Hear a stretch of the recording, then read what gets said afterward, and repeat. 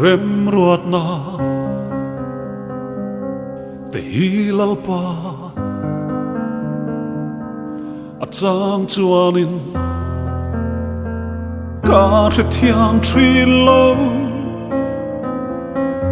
i la ka hian ka lo vui le mai thri ma se nang chuan thil leng kim hi kan that na tu hian i lo ruat vek si vui na tu re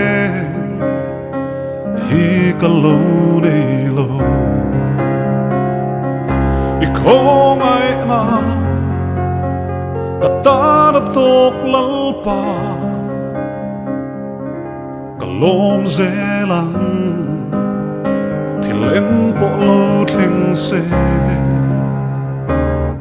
ka chang lo na a hian an ni lal pa i khong ai na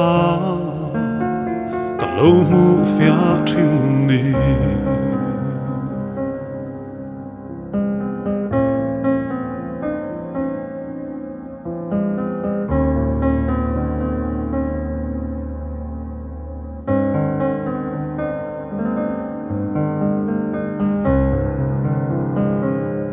khong ai na mak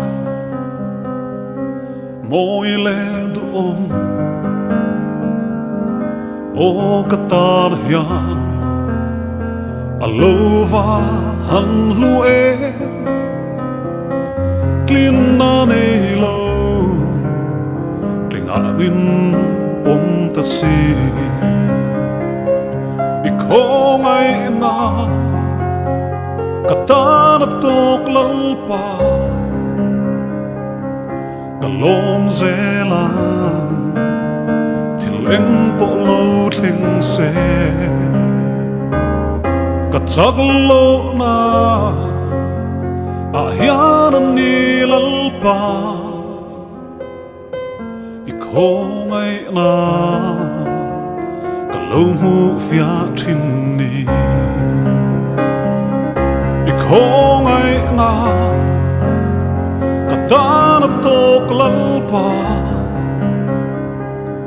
ka lom zelang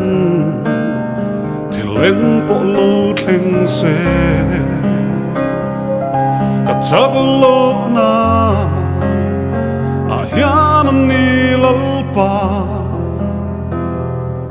i khong ai na ka lo mu fia thin ni i khong ai na ka lo mu fia thin ni i khong ai na ka lo mu fia thin ni